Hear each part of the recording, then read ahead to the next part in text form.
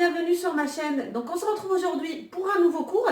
Ça sera la suite du cours précédent et on va parler des voyelles en langue arabe. Donc j'espère que vous êtes tous motivés pour ce cours et on va pouvoir y aller.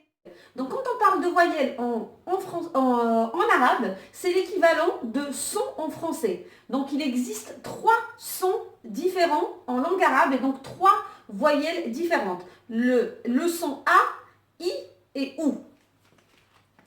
Donc, A, I et OU. Ces 3 sons ou ces 3 voyelles peuvent être exprimées de 2 façons différentes. Donc, elles peuvent être exprimées d'une façon courte ou d'une façon longue. Ce qui nous donne 2 types de voyelles en langue arabe, les voyelles courtes et les voyelles longues. Comment sont donc exprimées les voyelles courtes en langue arabe? Donc les voyelles courtes en langue arabe sont exprimées par le biais de symboles. Et donc 3 symboles différents forcément parce qu'il y a 3 sons différents. Et donc ces 3 symboles sont al-fatha, al-damma, al-kasra. Et donc al-fatha, donc c'est pour exprimer la voyelle A ou le son A. Et donc c'est exprimé avec un petit trait au-dessus de la lettre. Donc voilà, j'ai mis une petite ligne pour que vous voyez si c'est au-dessus ou en dessous. Et donc, Al-Fatha est exprimé avec un petit trait au-dessus de la lettre. Ad-Damma, c'est pour exprimer le OU. Et donc, c'est exprimé avec ce petit signe ou ce petit symbole qui ressemble un petit peu à la lettre Waw, mais en tout petit. Et donc, c'est exprimé avec ce petit symbole au-dessus de la lettre. Et après, Al-Kasra, et donc c'est pour exprimer le son I. Et donc, c'est un petit trait aussi, mais cette fois-ci, en dessous de la lettre. Et donc, c'est pour exprimer Al-Kasra. Donc, ça, c'est pour les 3 voyelles courtes que comporte la langue arabe. Les voyelles longues, et donc c'est pour exprimer le son, mais d'une façon allongée, on utilise des lettres qu'on connaît en fait de l'alphabet. Et donc, pour exprimer la voyelle A ou le son A allongé, on utilise le elif, et donc le elif donc avec la barre. Sauf que ici, le elif, il peut être représenté de 2 façons différentes. Donc, il peut avoir 2 formes différentes. Donc, le elif qu'on connaît avec la barre, mais aussi le elif comme ceci.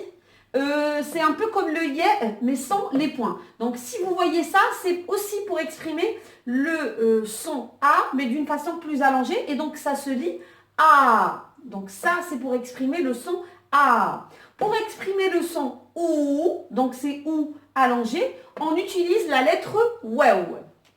Et pour exprimer le son I d'une façon allongée, on utilise la lettre Yé.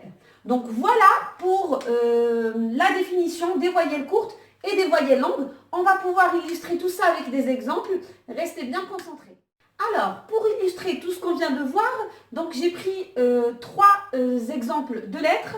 Donc j'ai pris la lettre B, la lettre Shin et la lettre F. Donc en voyelle courte, donc la lettre B, donc avec la fatha, ça s'écrit de cette façon. Donc avec la fatha au-dessus de la lettre et ça se lit ba. Avec la damma au-dessus de la lettre, ça se lit bou. Et avec la kasra en dessous de la lettre, ça se lit bi. Pour la lettre shin, donc ça se lit cha, chou, chi. Et la lettre fa, c'est fa, fou, fi. Donc voilà pour exprimer les voyelles courtes. Pour les voyelles longues, donc toujours les mêmes exemples. Et donc la lettre B, donc ça va se lire, donc on va la voir avec la barre, donc avec le elif pour exprimer le son A, et donc ça se lit ba ou ba avec le elif mais écrit d'une autre façon. Avec le waw, ça se lit bou, et avec le yé, ça se lit bi. Je vais vous entourer ou vous encadrer ces voyelles-là pour que vous puissiez le voir. Donc, avec le elif, donc ba, avec le waw, bou, et avec le yé, bi. De la même façon, la lettre shin, donc ça, ici, ça donne cha, ou cha, chou, chi. Et la lettre F, c'est Fa ou Fa, pardon. Donc, Fa avec l'Elif de façon différente. Avec le Waw, c'est Fou. Et avec le Yed, c'est Fi. Donc, voilà pour ces voyelles.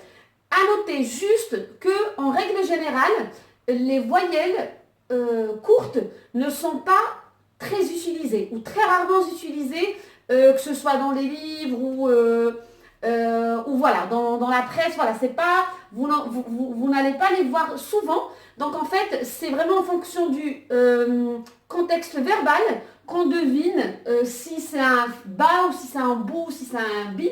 Donc si c'est une fatha, si c'est une damma ou si c'est une kasra, c'est vrai que c'est la petite difficulté. Donc voilà, vous ne les aurez pas systématiquement notés, mais donc voilà, il faudra vraiment deviner en fonction du contexte verbal et donc pour après connaître, enfin pour savoir comment exprimer le mot et donc du coup son sens. Voilà pour ce cours pour les voyelles. J'espère que cela a été clair pour vous. Moi, je vous donne rendez-vous pour le prochain cours où on va parler des signes diacritiques. D'ici là, je vous dis bonne révision. Merci d'avoir suivi et à très vite sur la chaîne. Au revoir.